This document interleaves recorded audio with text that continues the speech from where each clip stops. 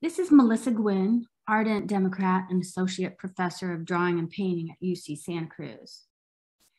In 2019, I wrote a proposal to assemble a panel discussion at the College Art Association annual conference. The CAA is the main organization in the US for professionals in the visual arts. The panel would feature the work of artists on the left who offer candid and compelling criticism of the left. My proposal was rejected, but I've continued to look for those artists. I know they're out there, but they're clearly not getting institutional support. So it was a joy and a revelation when I encountered an interview with famous Chinese dissident artist Ai Weiwei on Firing Line, which aired on PBS on November 12th. He's written a memoir that's receiving attention well beyond the art world. Here's a portion of the interview.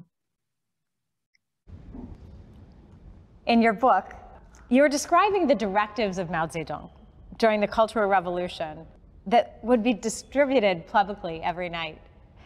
And then you write, this is your quote, "They served a function similar to Donald Trump's late night tweets while in office. They were the direct communication of a leader's thoughts to his devoted followers, enhancing the sanctity of his authority." So, do you see Donald Trump as an authoritarian? I don't, if you're authoritarian, you have to have a system in supporting you. You cannot just be authoritarian by yourself.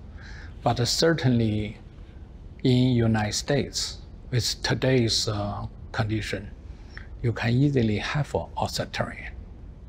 In many ways, you're already in the authoritarian state. You just don't know it. How so? Many things happens today in US can be compared to Cultural Revolution in China. Like what? Like people trying to be unified in certain political correctness. That is very dangerous. You want to go deeper? No, yeah, because actually that was the next thing I was going to ask you about. So what? Upon hearing Ai Weiwei speak outside of the leftist orthodoxy playbook, I set out to search for art world responses. I did a digital version of, "Did you hear what I just heard? And what do you think about that?" You know the feeling. Anyway, I couldn't find a single article or essay from the art world or left-leaning press that would even acknowledge his statement about political correctness.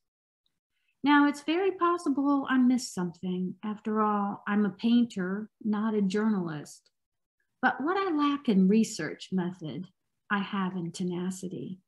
I spent numerous hours searching for art world or leftist journal responses, think pieces, Twitter ditties, anything.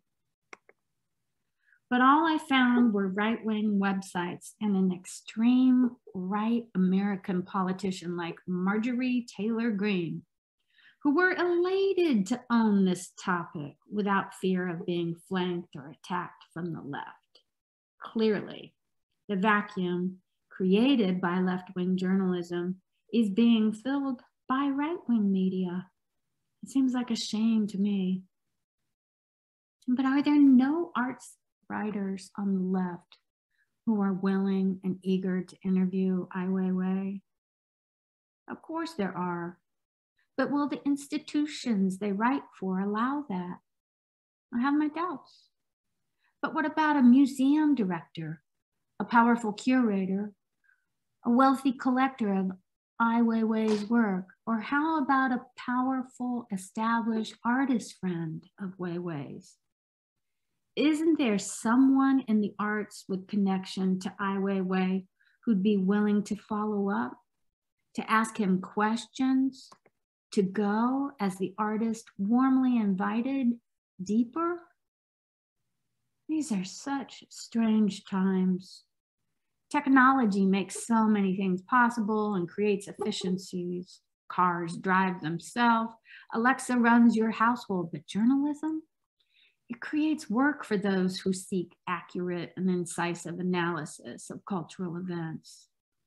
It's oddly rustic, this necessity to do journalism for oneself. But let's face it, these days, you have to do the research for yourself. And if you're like me and you want to read about left-wing artists when they are constructively critical of the left, you'll have to put your own work on hold and make time to goad cultural institutions and the media into doing theirs. Well, such is life. I'm currently reading Ai Weiwei's memoir. It's so good, it's keeping me from my studio and my garden. In fact, this book is so compelling, I'll have to make another video to discuss it and his artwork. Farewell for now, and thanks so much for listening.